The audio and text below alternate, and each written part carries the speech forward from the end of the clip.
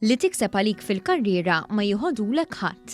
Hekk qaltilna Marietta Lanzon, ta' żewġ titfal u nanna ta' 6 li rabbiet familja u daħlet tistudja l-università fl-età ta' 40 sena. Ma' Marietta ltqajna f'jum il-mara, meta mart il-Prim Ministru Dr. Lidja Qabela żaret ad-dar u magħha ħadet bela te u tkellmet dwar diversi aspetti biex mara tirnexxi u ssib bilanċ bejn il-karriera u l-familja. L-anzjana qaltilna li wara li rabbiet li żewġ ulieda tħajret toħroġ tistudja u taħdem u llum il-ġurnata għandha masters. Jiena meta laqt 40 sena ddeċidejt li nidħol l-università.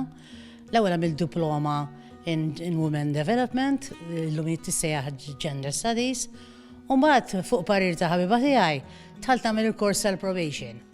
U dak kienet godsend għaliex minn hemmhekk tħalt naħdem.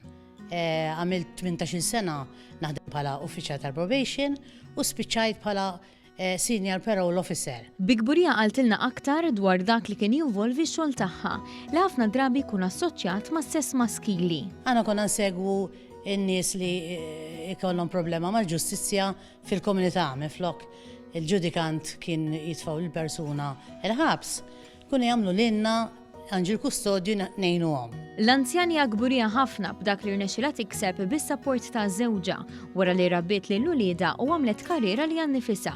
Iżda issa deċidiet li tirtira biex tgawdi aktar lin-neputijiet. Bdew ġejjin it-tfal ta' tfal, it-tfal bdew jaħdmu, żewġu, għandi waħda spiżjara u għandi żgħir avukat. Jiena għajntom biex jistudjaw, un bat rritnejnom biex anka nejnom fejn jidħlu tfal. Marietta kella dan l-appell għan-nisa kollha, speċjalment dawk li qatt ma ħarġu jaħdmu u jaqtaw qalbhom minħabba l-familja. Jiena terbajn tħalt u biex għamilta jiena jagħmilha kulħadd. Illum għandek l-MCAS, għandek l-ITS, l-Università, anka biex tabgradja il-qagħda tiegħek tkun qed taħdem ukoll importanti li tkompli biex fil-istudju, dak ma jieħodulek ħadd.